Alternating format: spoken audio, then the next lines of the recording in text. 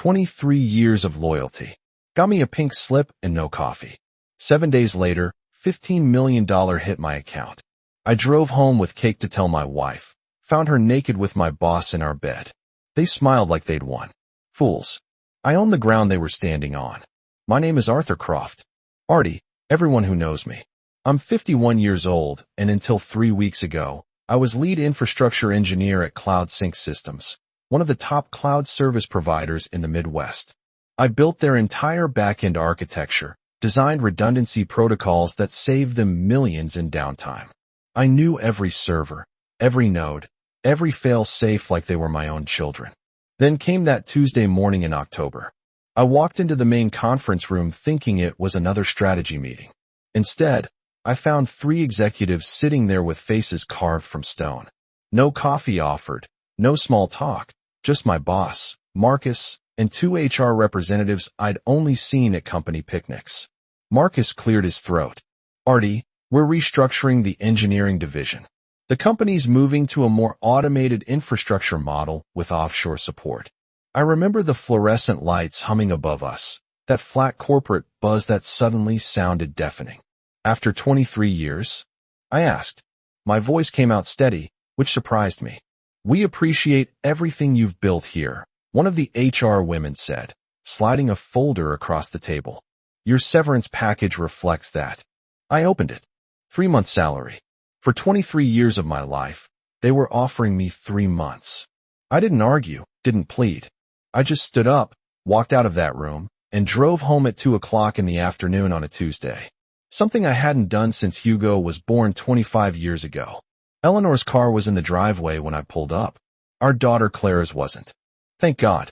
She was probably at work crunching numbers at Palmer Manufacturing, where she'd landed her first real accounting job right out of college. Funny how proud I'd been when she got that position.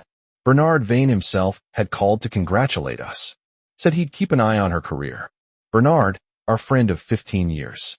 Bernard, the CFO who played golf with me every other Saturday. I walked into our house in Bloomfield Hills, the one I'd mortgaged my soul to afford because Eleanor wanted the right neighborhood, the right schools, the right image. She was in the living room, wine glass in hand at 2:30 in the afternoon, scrolling through her tablet. Artie, she looked up startled. Why are you home? They let me go, I said flatly. She blinked once, twice, then took a sip of wine. Well, I guess that's that then. No hug, no concern, no are you okay? Just an acceptance. So casual it felt rehearsed. That's all you have to say? I asked. Eleanor set down her glass with deliberate care. Artie, you've been coasting for years. Maybe this is the push you needed to actually do something with that old software you're always tinkering with in the garage. The dismissiveness in her voice hit harder than the firing had.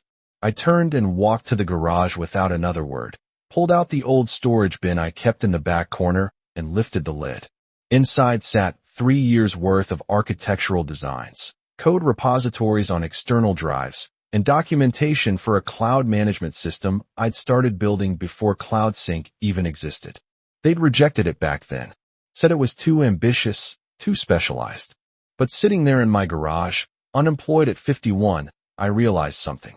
The world had finally caught up to what I designed a decade ago, and nobody knew it existed except me. That night, Eleanor went out to dinner with colleagues from the office. She didn't invite me, didn't ask if I wanted company. She just left me sitting in the house we'd shared for 26 years, alone with my thoughts and a future that suddenly looked nothing like the past. I didn't know it then, but that was the last normal day of my old life. Everything after that Tuesday would be different. Some of it would be devastating, but most of it would be exactly the reckoning everyone who'd underestimated me deserved. The garage became my sanctuary. I'd wake up at 5 o'clock in the morning, make coffee strong enough to strip paint, and disappear into that cluttered space before Eleanor even stirred. She didn't ask what I was doing out there. Didn't seem to care.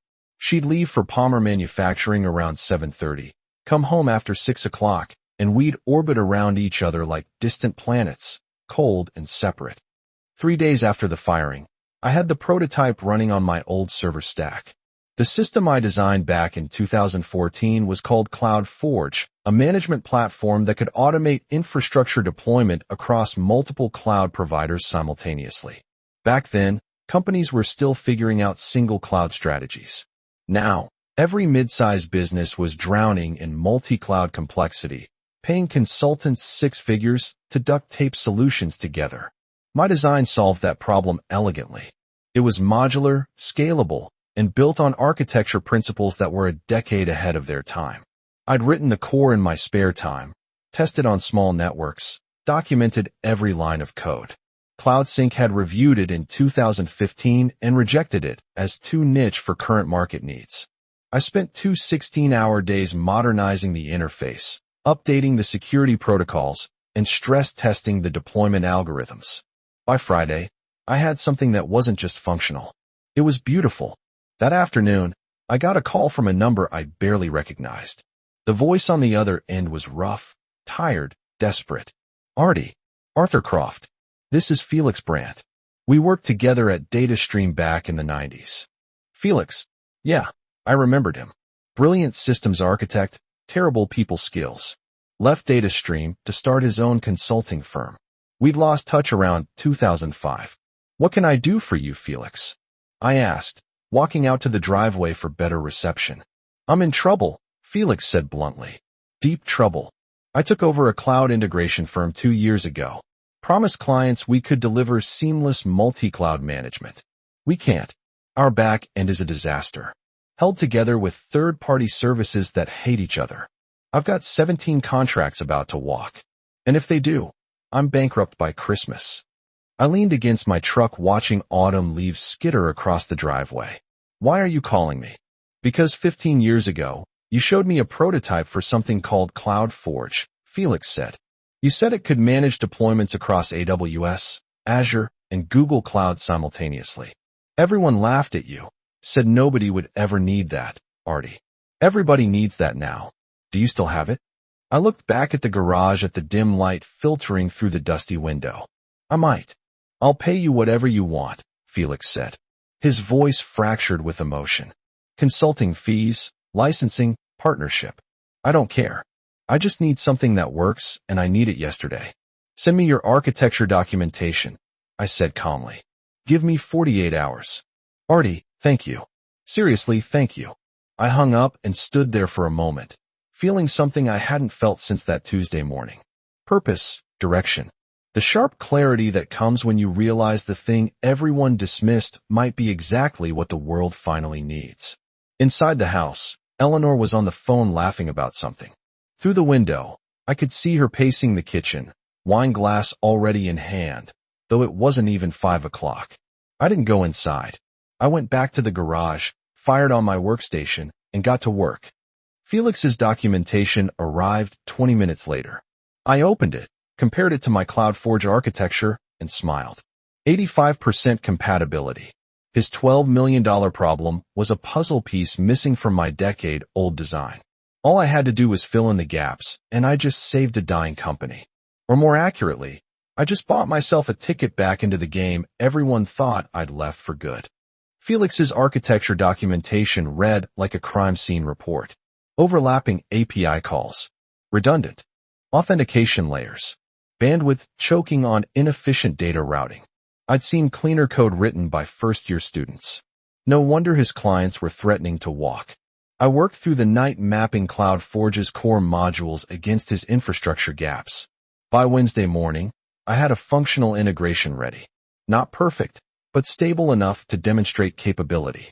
I uploaded it to a secure sandbox environment and sent Felix the access credentials. He called me 4 hours later. His voice sounded different, lighter, almost giddy. Artie, I just ran a live demo for Vanguard Logistics, Felix said. I could hear him pacing, breathless with excitement. They've been threatening to drop us for 6 months. I showed them your system deploying their entire infrastructure across 3 cloud providers in under 8 minutes. 8 minutes, Artie. Their current process takes 3 days and costs them $40,000 every time. And I kept my voice neutral, though my pulse quickened. They signed a 3-year extension on the spot, Felix said. Not just that, They want to triple their deployment volume. Artie, this thing you built, it's not just good. It's exactly what the market's been screaming for. I leaned back in my garage chair, looking at the dusty rafters overhead. How many lapsed contracts are you holding? 14 that are salvageable. Maybe 3 more if I can move fast enough. Then here's what we do, I said and laid out the terms. $15 million. $5 million upfront for exclusive licensing rights. $5 million in back-end royalties tied to client deployments, and $5 million in acquisition options if he hit quarterly performance targets. I'd retain ownership of the core IP and could license to non-competing markets. Felix didn't hesitate. Send me the contract.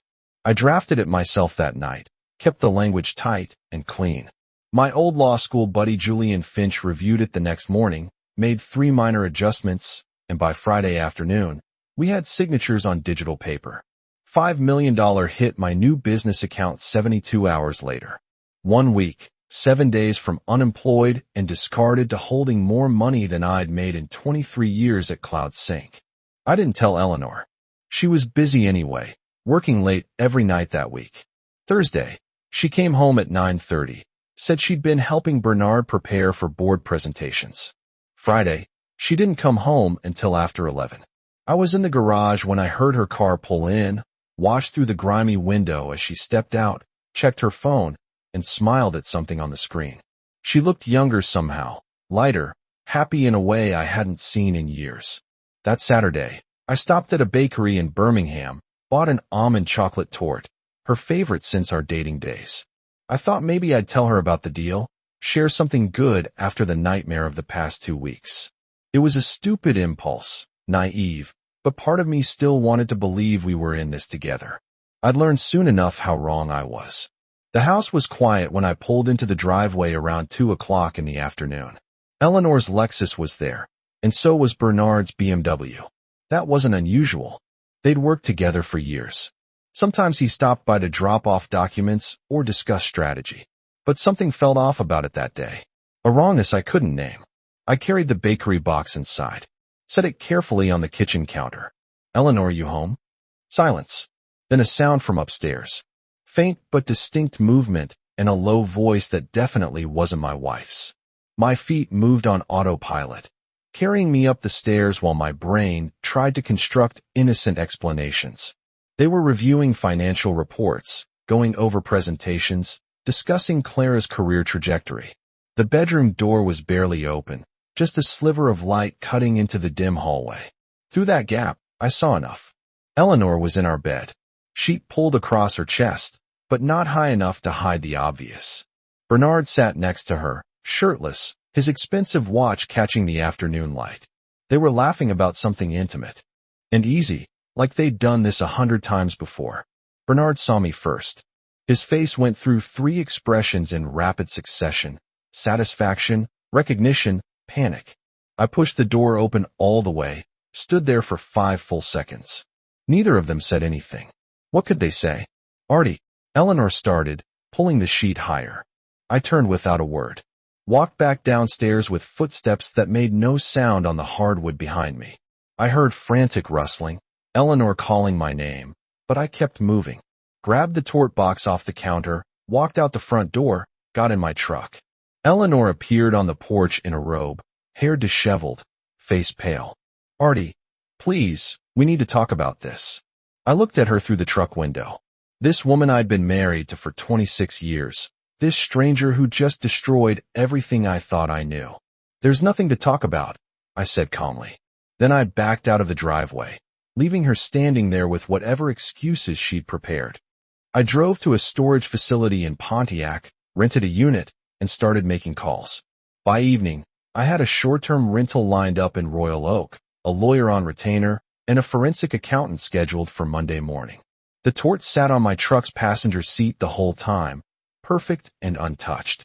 Around midnight, I threw it in a dumpster behind a gas station and headed to my new temporary home. 1 week ago, I'd lost everything. Now, I'd gained $15 million and lost a marriage. But here's what Eleanor and Bernard didn't understand yet. I wasn't the victim in this story. I was the engineer, and I just started building their destruction, one careful calculation at a time. The rental in Royal Oak was small but functional. One bedroom, a kitchenette, and most importantly, a second room I converted into an office. I moved in on a Sunday, spent Monday setting up servers and secure networks, and by Tuesday, I was operational.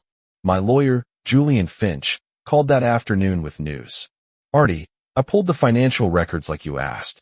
Your joint accounts, the house deed, investment portfolios. There's some interesting discrepancies. Talk to me, I said, opening my laptop. Eleanor increased your life insurance policy 8 months ago, Julian said carefully. Bumped it from $500,000 to $3 million. She's the sole beneficiary. I stopped typing. I didn't authorize that. Your signature's on file with the insurance company. Digital authorization through your joint account portal. I'm sending you the timestamp data now. The email arrived seconds later. I opened the document. Scanned the metadata. The authorization had been submitted at 2:15 on a Thursday afternoon in February. I checked my calendar from that date. I'd been in a 4-hour infrastructure review meeting at Cloud Sync. No access to personal accounts. She forged it, I said quietly. That's a strong word without more evidence, Julian cautioned. But it's worth investigating. Artie, have you checked your other accounts, investment portfolios, retirement funds? I spent the next hour digging through financial records with Julian on speakerphone. What we found made my blood run cold. 3 investment accounts that had been in my name were now managed through a proxy firm called Silverpoint Capital. The paperwork showed my authorization, but I'd never heard of Silverpoint Capital. Julian did a corporate search. Silverpoint is a Delaware holding company registered 8 months ago. The managing partner is... He paused. Bernard Vane. I sat back, the pieces falling into place. 8 months. That's when Eleanor had started working late. When Bernard had suddenly become a fixture at our house. Always with work excuses, always charming and friendly. They've been planning this, I said. The affair, the insurance policy, moving assets. How long before they decided an accident would be more convenient than a divorce? Artie, that's speculation, Julian warned. But we need to document everything. I'm recommending you hire a forensic accountant and a private investigator. Today, I made both calls before the hour was out. The forensic accountant, a sharp woman named Sylvie Moreau, agreed to start immediately. The private investigator was a former FBI agent named Klaus Richter. He'd been retired 5 years, but still had connections and a reputation for thoroughness. Klaus started surveillance on Eleanor and Bernard. That evening, Sylvie began untangling the financial web. The next morning, meanwhile, I started my own project. I created a new company registered in Nevada with layers of LLC protection. Called it Infor Solutions. Quiet, unremarkable, impossible to trace back to me without serious digging. Then I started purchasing dormant technology companies that held expired patents in cloud infrastructure. Patents that overlapped with systems Palmer Manufacturing used for their financial modeling software. The same software Bernard had helped implement 3 years ago back when I consulted on their IT infrastructure as a favor to Eleanor. By Friday, I owned 4 shell companies with legal claims to technology Bernard's division relied on daily. I filed compliance requests with their vendors, triggered automatic reviews that would take weeks to resolve. Nothing dramatic. Nothing obvious, just small cracks in the foundation, invisible until the weight above became too much to bear. Clara called on Saturday morning. I was in the office-turned-command center reviewing surveillance reports Klaus had sent overnight when my phone lit up with her name. Dad. Her voice was tight, worried. Where are you? Mom said you moved out. I closed my laptop carefully. I'm in Royal Oak. Temporary place while I figure some things out. Because of the job? Clara asked. Dad, I'm so sorry. Bernard told me what happened at Cloud Sync. He said the board made terrible decisions and you deserve better. Bernard told her. Of course he did. Playing the concerned family friend while sleeping with her mother. It's more complicated than that, sweetheart, I said, choosing words carefully. Did your mom tell you why I moved out? Silence.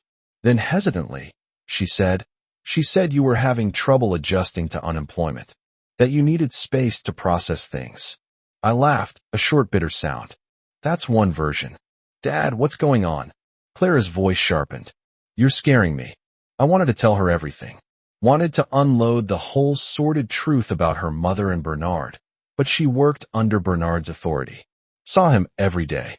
If I told her now before everything was in place, it would complicate things in ways I couldn't control. Can you meet me for coffee tomorrow? I asked instead. There are some things we need to discuss in person.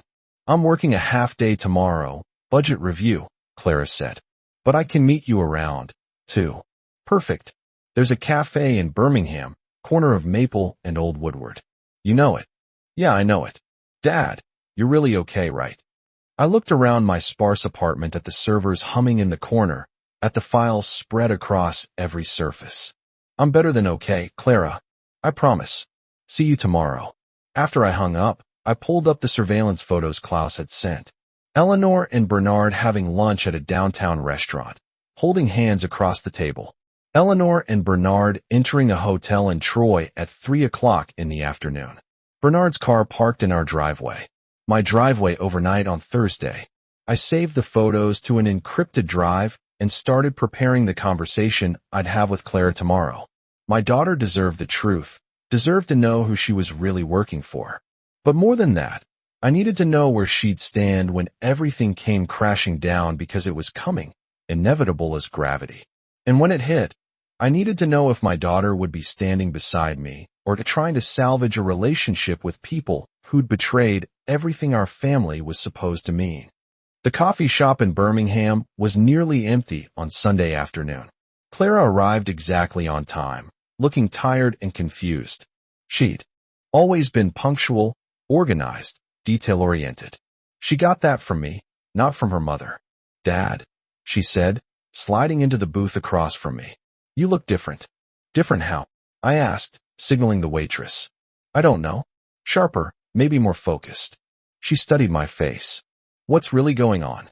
I pulled out my tablet, opened a folder, and turned it toward her. The first photo showed Eleanor and Bernard at a restaurant, hands clasped across the table. The second showed them entering a hotel. The third was time-stamped from 3 nights ago. Bernard's BMW parked in our driveway at 11:30 at night. Clara stared at the screen, her face going pale. When did you take these? I didn't. A private investigator did. Clara, your mother and Bernard have been having an affair for at least 8 months. That's why I moved out. She pushed the tablet away like it was contaminated. No, Dad. No, that's not. Bernard wouldn't do that. He's been mentoring me at work, helping me learn the financial systems. Her voice faltered as the implications hit her. He's been using you, I said quietly. Your cover, Clara. The concerned boss helping his friend's daughter. It makes everything look innocent. I'm going to be sick, Clara whispered. I gave her a moment. Let her process. The waitress brought coffee. Neither of us had ordered, seemed to sense the tension and disappeared quickly. There's more, I said. Bernard and your mother have been moving money around. Life insurance policies I didn't authorize. Investment accounts transferred to companies Bernard controls. Clara, I think they were planning something worse than divorce. She looked up sharply. What do you mean? I mean, a $3 million life insurance policy I supposedly signed for, except I was in meetings when the authorization went through. I mean, investment portfolios suddenly managed by firms I've never heard of. I mean, your mother asking detailed questions about my daily routines, where I drive, what roads I take home. Clara's hand trembled around her coffee cup. You think they were going to? She couldn't finish the sentence. I think they were keeping options open, I said carefully. But I documented everything. Hired lawyers and accountants. They can't move now without me knowing. What do I do? Clara asked. I work for Bernard. I see him every day. How do I just act normal? You don't have to do anything, I told her. In fact, it's better if you don't. Keep it to work. Keep being professional. Don't let them know you know. Can you do that? She nodded slowly. Dad, I'm so sorry. I had no idea. If I'd known. You weren't supposed to know. That's how these things work. I reached across the table, squeezed her hand. But Clara, I need to ask you something important. When this all comes out, when legal action starts and everything becomes public, where will you stand? With you, she said immediately. Always with you, Dad. You're my father. Bernard is just some guy I work for. She paused. I'm going to start looking for another job tomorrow. Good girl, I said. But Clara, be careful. Don't do anything sudden that might alert them. Take your time. Be strategic. And if you see anything suspicious at work, documents being destroyed, files being moved, you tell me immediately. I will, she promised. After Clara left, I sat in that booth for another hour, watching through the window as autumn leaves scattered across the parking lot. My daughter was on my side. That was one piece in place. Now I just needed to talk to Hugo in New Zealand and make sure both my children understood what was coming. Bernard fell first. Klaus's surveillance reports showed him staying late at Palmer Manufacturing 3 nights in a row, reviewing documents, making phone calls that lasted well past midnight. On Wednesday, he had a heated argument with someone in the parking lot, gesturing angrily, clearly stressed. The compliance reviews I triggered were starting to bite. Palmer Manufacturing software vendors had flagged discrepancies in licensing agreements. Systems that used architecture covered by patents my shell companies now owned. Nothing illegal yet, just questions that needed answers. Questions that required lawyers and audits and time nobody wanted to spend. Eleanor noticed too. Klaus caught her outside Bernard's office on Thursday afternoon. Their body language tense, worried. She'd stopped coming home to the house in Bloomfield Hills. According to property records I pulled, she was staying at Bernard's condo in Troy. Good. That simplified things. Sylvie Moreau, my forensic accountant, called Friday morning with an update. Artie, I found something interesting in the Silver Point Capital documents. The company was established using seed money from Palmer Manufacturing's Executive Discretionary Fund.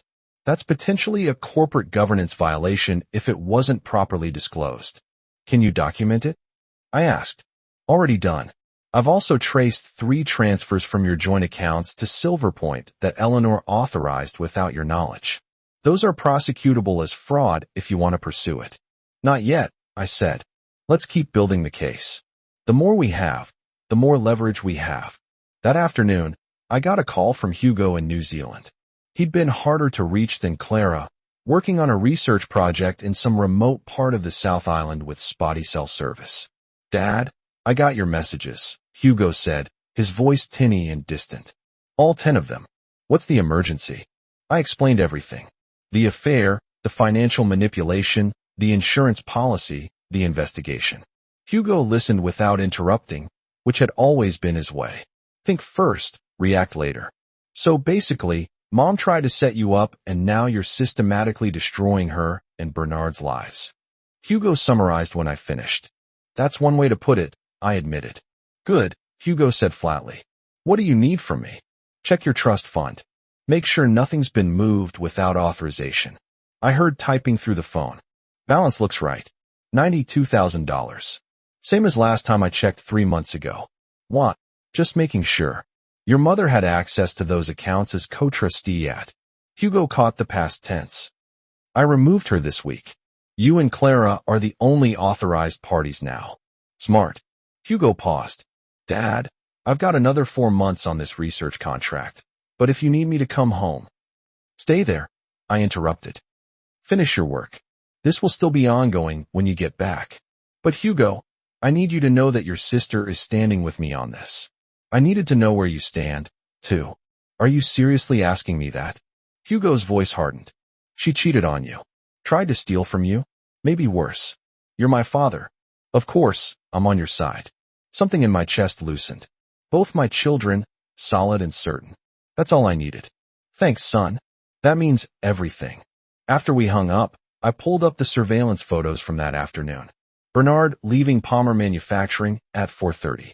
Unusual for a CFO on a Friday. Eleanor meeting him at a wine bar in Royal Oak. Both of them looking strained. They talked for 90 minutes, their expressions growing more agitated as the conversation went on. They were starting to understand something was wrong, starting to feel the pressure from multiple directions. But they didn't know the source yet. Didn't realize the man they discarded was the one tightening the noose. By Monday, they'd know more. By the end of the month, they'd know everything. And by then, it would be far too late to stop what I'd set in motion. The call came on a Tuesday morning, 3 weeks after I'd moved out. Bernard's direct line, the one he'd given me years ago, for emergencies only. I let it ring 4 times before answering. Artie, Bernard's voice sounded strained, tight. We need to talk in person. About what? I asked, keeping my tone neutral. About whatever you're doing to Palmer Manufacturing's vendor contracts. About the compliance reviews that are costing us hundreds of thousands in legal fees. Artie, I know it's you. I have no idea what you're talking about, I said calmly. I'm just a recently unemployed infrastructure engineer. What could I possibly do to a major manufacturing firm? Cut it out, Bernard snapped. The shell companies, the patent claims, the timing. It's too precise to be coincidence. What do you want? Money? I can arrange a settlement. Something fair for both of us. Both of us, I repeated slowly. That's interesting phrasing, Bernard. Like we're partners in something. Silence on his end. Then carefully. Artie, I know you're angry about Eleanor. I understand that, but destroying my career won't fix your marriage. My marriage? I laughed a cold sound. Bernard, my marriage ended the day you decided sleeping with my wife was worth more than 20 years of friendship. But you're right about one thing. I am destroying something. Just not what you think. What's that supposed to mean? It means you should check the deed on the Bloomfield Hills property, I said. The house you've been staying at with my wife. You might want to verify who actually owns it. I hung up before he could respond. 20 minutes later, Klaus sent me a surveillance photo. Bernard standing in Eleanor's driveway, holding his phone, face pale as snow. Next to him, Eleanor, gesturing frantically, clearly trying to calm him down. They had just discovered what I'd known since the forensic audit began. The house wasn't in Eleanor's name. It had been transferred into a business trust back in 2016 during a property tax reassessment. The trust was owned 98% by a holding company, and that holding company's majority shareholder was listed as Arthur J. Croft. I'd convinced Eleanor it was a tax strategy. She'd signed the documents in a stack of refinancing paperwork she'd barely glanced at. She'd been so focused on the monthly payment reduction, she never questioned the ownership structure. Now she and Bernard were standing on property I could legally reclaim any time I chose. The next photo Klaus sent showed Bernard making frantic phone calls. The third showed a luxury sedan pulling up. A lawyer, probably, given the expensive suit and briefcase. Sylvie Moreau called an hour later. Artie, someone just tried to access the Silver Point Capital accounts. 3 failed login attempts from an IP address registered to Palmer Manufacturing. They're panicking. Good, I said. Let them panic. What's the status on the insurance policy investigation? State Insurance Fraud Division opened an official inquiry yesterday. The digital signature analysis came back inconclusive, which is their polite way of saying it's forged. They're requesting full documentation from Eleanor and the insurance company. Timeline? I asked. 2 to 4 weeks for preliminary findings. If they determine fraud, criminal charges could follow. That afternoon, Clara called, her voice shaking. Dad, Bernard just fired me. No warning, no explanation. He called me into his office and said my position was being eliminated effective immediately. Security escorted me out like I'd stolen something. Did he give any reason? I asked, though I already knew the answer. He said the company was restructuring the accounting department. But Dad, I saw the look in his eyes. He knows I know something. He was scared. Pack up anything from your apartment that matters, I told her. I'm wiring you 3 months' salary tonight. Consider it severance from me. Not him. And Clara, this is about to get much worse before it gets better. Are you still with me? Always, she said without hesitation. That evening, I drove to Bloomfield Hills, pulled up to the house at 7 o'clock when I knew they'd both be there. Eleanor's car was in the driveway, and so was Bernard's BMW. I didn't knock, used my key, walked right in like I owned the place, because legally I did. They were in the living room, surrounded by papers. A lawyer sitting across from them looking grim. All 3 of them looked up when I entered. Artie, Eleanor started, her voice pleading. We need to talk about the house. There's been some confusion about. No confusion, I interrupted. The house is mine. Always has been. You've just been living in it courtesy of my generosity. I turned to Bernard. And you? You've been sleeping in another man's bed, in another man's house, with another man's wife. How does that feel, Bernard? Knowing you never had anything of your own. Bernard stood up, his face flushing. You can't just throw us out. There are laws, procedures. Oh, I'm not throwing you out tonight, I said calmly. That would be too easy. No, I'm giving you 30 days notice. Legal, proper, documented. 30 days to find somewhere else to build your little fantasy. I pulled an envelope from my jacket, handed it to the lawyer. Official eviction notice. You'll find everything in order. The lawyer scanned it quickly, then nodded reluctantly to Bernard. It's legitimate. The trust structure gives him full authority. Eleanor's face went from pale to gray. Artie, please. We can work this out. The house, the money, all of it. Just tell us what you want. What I want. I looked at her for a long moment. This woman I'd built a life with. I want you to understand what you threw away. I want you to realize that while you were playing house with Bernard, I was building an empire. I want you both to know that every move you made, I saw it coming. And I want you to live with the consequences. I walked out, leaving them in the ruins of their borrowed life. Behind me, I heard Bernard's voice rising in panic. Oh my God, it's all gone. The accounts, the assets, everything. He's taken everything. I smiled as I got in my truck. Not quite everything, Bernard. Not yet, but soon. For months past, the house in Bloomfield Hills sold for $2.3 million, well above market value. I didn't keep it. Too many bad memories buried in those walls. I bought a smaller place in Northville instead, modern and clean, with a dedicated workshop where I could build things that mattered. Cloud Forge expanded beyond anything I'd imagined. Felix's company landed 6 more major contracts, and my back-end royalties were generating $200,000 a month.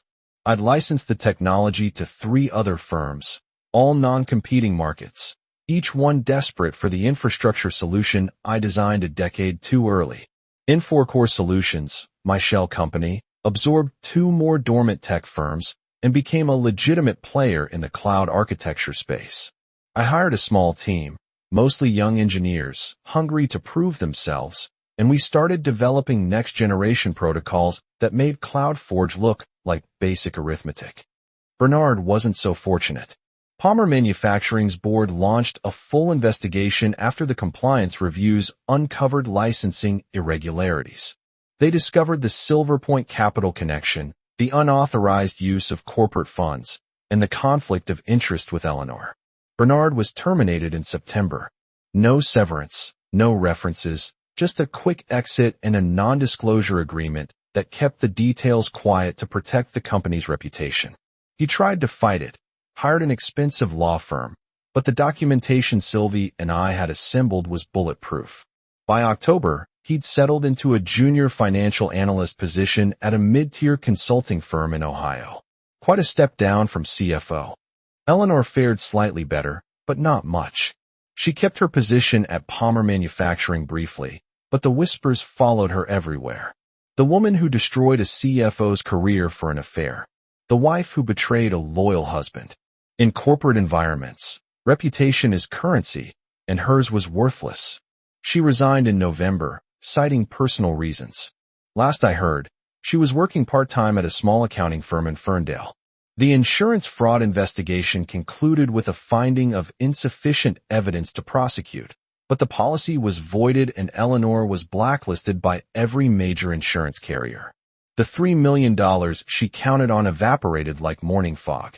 The divorce was finalized on a cold day in December. No alimony, given the infidelity documentation.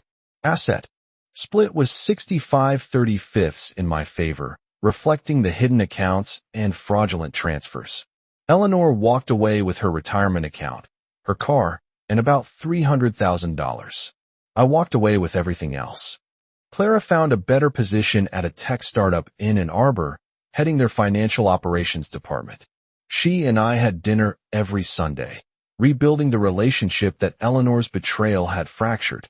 Hugo came home for Christmas, brought his girlfriend from New Zealand. We spent the holiday in my new house, just the 3 of us and her, cooking dinner and watching old movies. No drama, no tension, just family. On New Year's Eve, I stood in my workshop looking at the server racks humming quietly in the corner. CloudForge's heartbeat steady and strong. I thought about that Tuesday in October when they'd fired me. When Eleanor had barely looked up from her wine, When I'd felt like my life was ending, they'd meant to break me. Instead, they'd freed me. My phone buzzed with a text from Felix. Happy New Year, partner. Q4 numbers just came in. We cleared $18 million in revenue. Your royalty check is in the mail. I smiled, typed back a quick thanks, and poured myself a bourbon. Outside, fireworks started going off somewhere in the neighborhood. Bright bursts of color against the winter sky. I'd lost a job, a marriage, and a friend. But I'd gained something more valuable.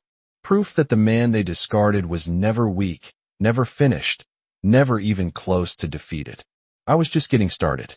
And this year, I was going to build something that would make CloudForge look like a practice run. Happy New Year indeed.